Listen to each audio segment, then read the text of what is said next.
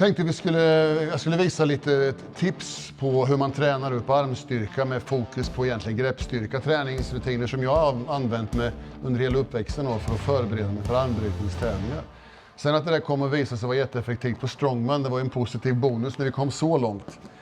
Och en stor del av hemligheten vad det gäller att bli stark i grepp, underarmar och allting, det är att man försöker, för de muskelgrupperna skiljer sig lite grann från att träna bröst och rygg och så vidare. Det är att man försöker inkludera dem så mycket man kan i de befintliga träningsövningar som man redan använder. Och att man har en massa småövningar som man kan stoppa in emellan vanliga övningar. Så nästan jämt om man körde bänkpress, så mellan sätten så gick man och så körde man sin underarmsgrejer och sen på det igen. Samma sätt som man ofta gör med core. Så att man håller det där igång och sen ett par riktigt tunga pass. Det vi ska göra idag är riktiga goda basövningar för underarmar. Hej på er! Jättekul att ni har hittat hit. Glöm nu inte att prenumerera på den här kanalen så vi kan fortsätta och göra massa kul grejer. Då kör du liksom aldrig bara ett pass med bara grepp, utan det är alltid i kombination. Ja. Underarmar är en sån här sak så att de är vana vid att tåla väldigt mycket stryk. De vilar ju aldrig. Nästan alla andra muskelgrupper jobbar ju under en begränsad tid varje dag. Utan det är, som bröst till exempel, att de växer så bra, det har nog mycket att göra med att de används nästan aldrig. Så när du tränar så får de hur mycket vilotid som helst. Och när en muskel ligger still så växer de. Så jag har fullt av långsamma fibrer i underarmarna. Bästa övningen nu, som jag alltid använt mig av, som jag tror är det lättaste sättet att få igång underarmarna, det är egentligen att inkludera underarmarna när ni kör bicep. Så den här övningen, rak bicepscurl, som är den bästa övningen som finns för bicep, så gör man ju normalt sett så att man börjar här och går upp. Så börjar man ju här med rak bicep och sen slutar här uppe någonstans. Värma upp lite. Skillnaden är att för att få så bra resultat som möjligt så ska du gå ner här. Så varje reps börjar i fingertopparna. Så härifrån varje curl, hur tungt det än må vara, så börjar man med en sån rörelse. Så att man klämmer upp stången. Och den lilla skillnaden gör att redan efter 2 set så är underarmarna nästan helt stumma. Och fråga mig inte varför, men då blir biceps större också. Och det har att göra med att den får dra mer. Så försök göra så länge ni kan i varje pass. Ofta så börjar man ju biceppassen med rak stång, för det är det tyngsta och det där som bygger massan. Och att man försöker gå ner och börja varje reps med en curl. Och det kommer ganska snart visa sig att om man inte är stark nog så kommer man bara orka där halva sätten och sen så får man vara så snäll och stänga handen och bara fokusera på att curla. Men det är ett mycket bra sätt att få det här partiet att stumna. Mycket av det jag höll på med var ju riktat mot armbrytning. Och armbrytning, ja, det är mycket grepp, men det är väldigt mycket handledskontroll däråt och framförallt häråt. Så det här är en del av det. Och här när jag tränar biceps än idag så går jag på ganska tungt. Och förr i tiden så kanske man var någonstans mellan 100 och 140 kilo på de tyngsta sätten bicepscurl. Och jag personligen tycker inte, jag har inga problem med, för det finns mycket folk som står och pratar om allt möjligt. De vill gärna att man ska stå superstrikt så här och sen så ska man göra så här. Att stången ska gå framåt på det här viset. Jag har lite svårt att förstå varför. Utan det jag vill är att vi ska låta muskeln kontrahera sig med så stor belastning som möjligt.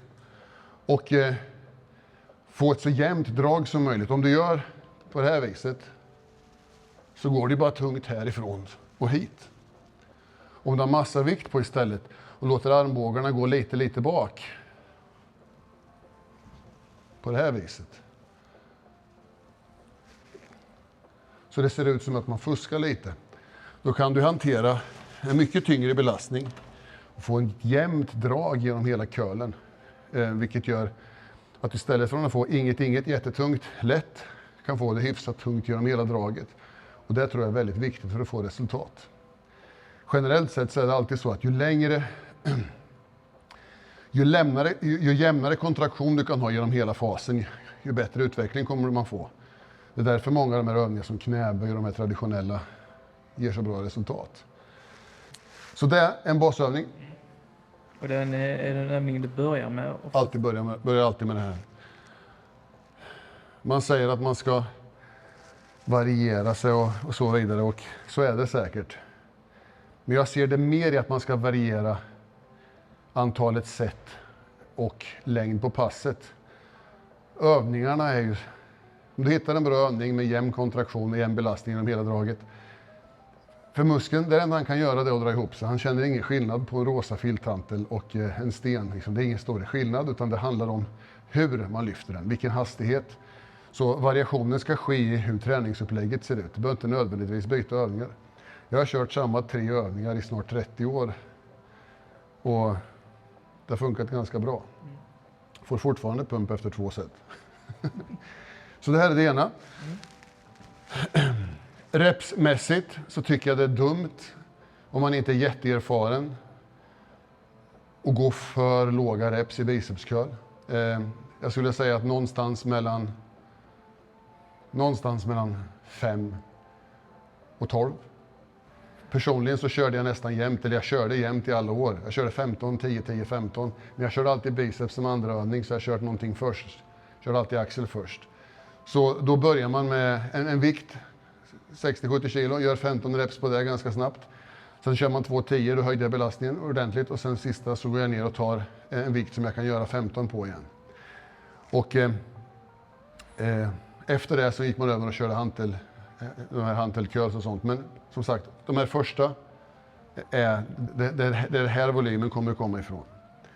Nästa sen, egentligen på samma princip, det är en vanlig helig övning som jag har kört massor. Det är samma sak egentligen, fast mer isolerat. Och här ska du ha flera 100 kilo på.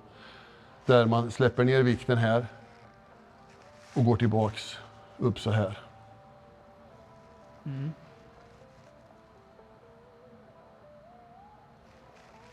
Det här är en sån här övning som man lastar på så mycket till det inte går mer. Så ofta när jag tränar så kanske man har någon övning man är igång som man egentligen tränar, men så står den där stången en bit bort. Och sen går man bort mellan sätten och så kör jag ett set av det här. Och sen så går jag lägger på mer vikt. Och sen, så det här är det jag gör när jag vilar. Okay. Sen brukar jag ta en vanlig liten stång. På mitt lilla gym så har jag en liten tunn stång som jag kan bara sätta några få kilon på här ute. Mm. Och den står jag och kör massa sådana här övningar på. Okay. Så du ska klara av, släppa ner den vinkeln där och komma upp. Så man kör varianter på det här så att man lär den här leden och aldrig vika sig. Yeah. Så fort det här har skett så har du i regel förlorat armlyftningsmatchen. Så där körde vi massvis med sådana övningar. Och även självfallet hammarcurl. En hel del övningar där du jobbar med att hålla de här vinklarna. Just att den här ska sitta ihop. Ja, den känns ganska specifik armbrytning. Ja. Personligen så har jag aldrig varit speciellt bekymrad över att det här partiet ska vika sig. För det får så mycket träning av allt annat man gör. Och vi alltid kört en förfärlig massa rodd och så tungt, jag bara orkar jämt. Och då får man det draget. Utan underarmsträningen lägger jag egentligen på grepp, curls, eller så, på olika varianter av crunches för händerna. Sen så kör jag mycket de här traditionella captains of crunch. Gjorde jag mycket 1, 2, 3, 4. Och där jag tror att det handlar mest om att använda väldigt hård belastning. Där jag nästan fuskade ihop den, eller jag tryckte den ihop mot benet till den var helt stängd. Sen bara hålla den där. Okay. En 5, 6, 10 sekunder till jag känner att det börjar svikta, sen släpper jag. Och sen börjar jag hålla på så man blir tight här inne.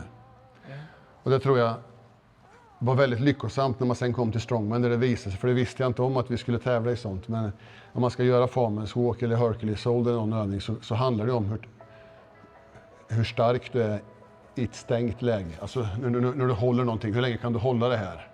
Det är väldigt sällan du ska klämma fast någonting, utan det handlar om att hålla det. Så jag gjorde mycket det. Sen har du flera andra övningar som du kan köra som är väldigt också bra. Man kan ta en liten sån här. Så håller du den på det här viset. Så gör du curls. Okej.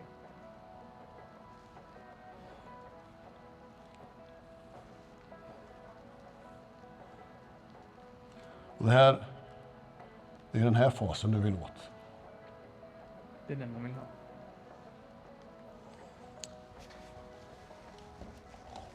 För att få det här specifika. Den är egentligen väldigt bra, för då får du händerna i rätt vinkel och försöka träna upp styrkan åt det här hållet. Mm. Alla de här hittills är liksom kombinerat i ett pass. Ja, oftast.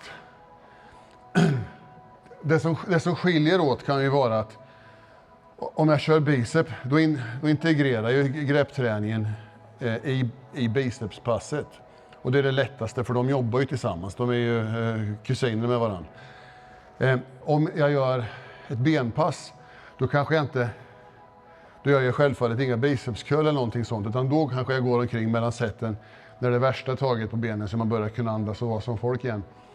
Då kan man gå och göra typ lite sånt här. Man tar och kör sån här mer underarmscurl. Jag satte alltid upp en stång högt och sen så tog man en vanlig hedlig. Så jag hade gjort en sån här fast lite högre upp. Och sen så hade jag ett rep som jag fäste här i som jag hängde vikter i. En banal grej. Och sen så stod man och körde upp den där. Och sen när den kom upp ner så snurrar man den ner och sen upp åt andra hållet. Saker som man gick och gjorde mellan vanliga övningar. För att bygga en solid unit som fungerar. Och jag kom i kontakt med armbrytning ganska tidigt i livet, så det var ju det man fokuserade på, att försöka träna för. Och sen så var det ju också så att alla runt omkring oss gjorde ju samma sak. Det var jag, brorsan och Nisse och allihop var hyfsat starka i armar och grepp. Men det visste vi inte. Det som sen händer är att jag av en ren slump hamnade i en strongman-tävling. Och när de började använda övningar som farmers walk och Hercules hold och allt sånt där, var ju då sakta men säkert jag började inse att jag måste vara stark i det, för jag klarar rätt stora resultat gentemot de andra som jag tyckte var mycket starkare än mig. Och sakta men säkert så började jag inse att de där 7-8 åren som vi hade investerat i greppträning för armbrytning passade väldigt bra för strongman. Man var den där killen som var för svag i benen, så gick man farmers walk så kunde man gå så långt så att man fick stå och vila lite medan benen gav upp istället, och sen kunde man gå en stund till. Jättekul att ni är här, och glöm inte att prenumerera på den här kanalen. Men jag tänker, alltså vissa armbrytare, de är ju väldigt specifika just bara i armbrytningsgrejerna. Ja. Men de skulle inte kunna gå in i en strongman och slå de resultaten som du gör. Så tänk, vad är det? Sen är det väldigt svårt att säga vad man ska vara stark i för att till exempel vara bra i armbrytning. Då man träffar människor där som man bryter arm med till exempel, så kan man känna att den teknik de använder och det de är stark i kan skilja sig ganska mycket från till exempel hur jag jobbar. Men jag vet en och annan, till exempel kan det vara så att en människa är väldigt stark i en viss vinkel och curlar handleden så här. Men flyttar du bara några grader så här så går det inte längre. Som till exempel en del kan stå väldigt, väldigt långt vid sidan av och ändå ha kontroll däråt. Men för de allra flesta så är det omöjligt ens att göra den, utan man måste få kroppen hit för att klara av att göra vissa saker. Så beroende på hur man är byggd och vilken stil man använder så är man ju beroende av olika typer av styrka.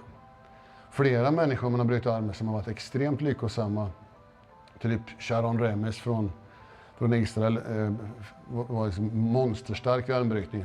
Han var egentligen bara stark i det här. Bara vek ner folk. Och bara för att han hade en stil som gjorde att ingen annan gjorde så var man nästan försvarslös. För att man hade inte med det på repertoaren. Att hur gör man ifall någon gör så här? För han gjorde det som inte brukar gå att göra. Så var och en får nog lite grann träna efter med fokus på sig själv lite grann. Som i mitt fall så använder jag mycket baktryck och jag använder mycket att jag är stark i det här partiet. Så jag vill gärna gå uppåt lite. Och det kan jag inte om det här är för svagt. Så jag måste ha en enhet som tillåter att jag kan lägga en förfärlig massa tryck upp. Och det är samma ifall någon börjar liksom, ta kommandot och komma ner. Så måste man kunna vara trygg i att det här sitter.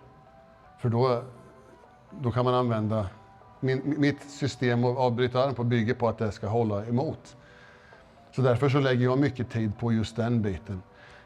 Greppet, det här vad vi kallar greppstyrka, klämma Captains of Crunch och allt det här. Det är säkert bra. Men jag tror det var bättre för strongman än det var för armbrytning. Man körde allt man kunde hitta på repertoaren för att bli stark i armarna på den tiden. Och sen tror jag inte jag hade någon jättestor nytta av just det i armbrytning. Däremot så passade det fantastiskt bra för strongman. Jag har ju kört igenom din repertoar nu då. Det är egentligen nog. Jag måste bara tänka. Jag körde mycket den. För grejen är att det måste finnas lättillgängligt så att man gör det. Ja. Och för det är kontinuiteten. Jag är gammal mjölkbonde så man är van vid att jobba med djur och man jobbar med händer hela tiden. Det är enda muskelgruppen som jag genuint tror på att man måste köra högrepps. Allt annat tror jag är så tungt det går för att få bra resultat. Och att man lär kroppen att jobba som en enhet. Att man använder... För släpper du ner, som i bicepscurl, och släpper ner stången långt i fingertopparna så kommer du få, förutom att du får greppet, så får du en väldig belastning på handleden när du ska börja curla. Och det ger sig ganska snart om du är svag. Du kommer känna det redan efter ett par set att här har jag en begränsning. Och den dagen det är så stark så du kan köra det här och bara fokusera på bicep och det här följer med av sig själv, då kommer du ha ett ganska stadigt grepp. Så då körde du de här grepppassen jämt Ja. Till varje dag?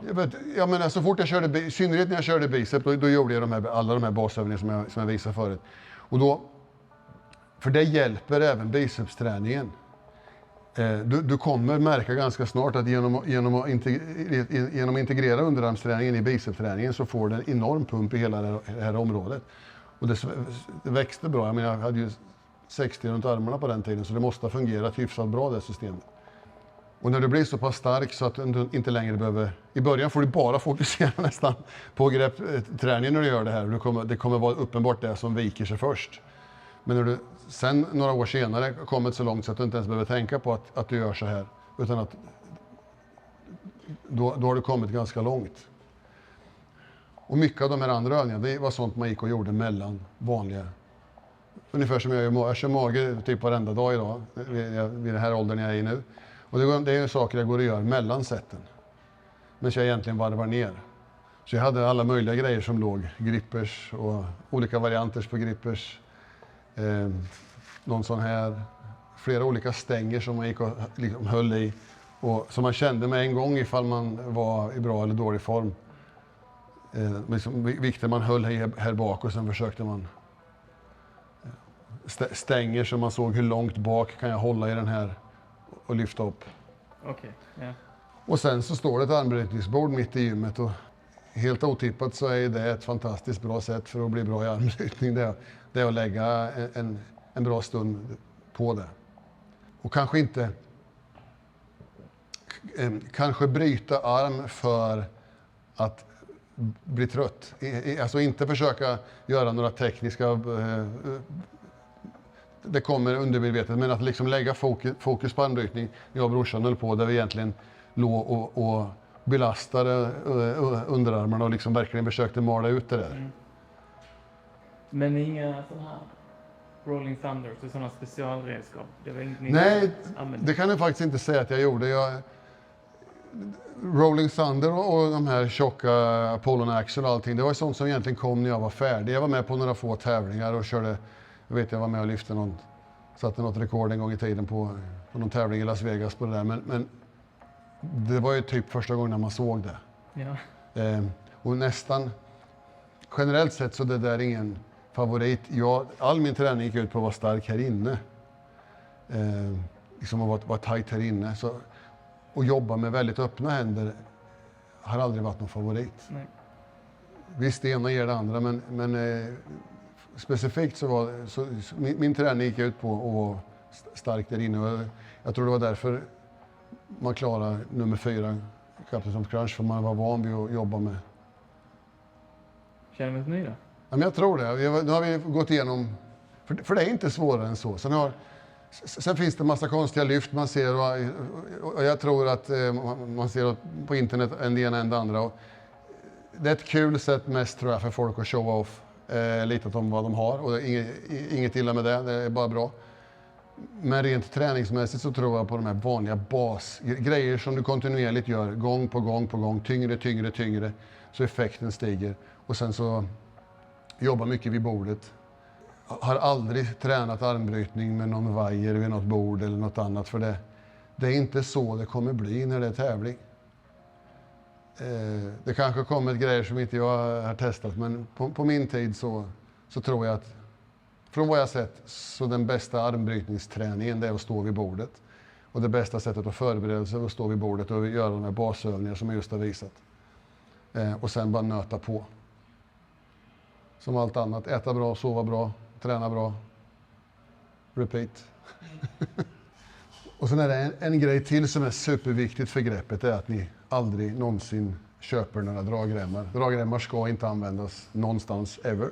När jag var ung och pigg så sa de att dragremmar det är sånt man har i handväskan. Så att kan man inte hålla vikten, kan man inte lyfta vikten, då får man träna greppet.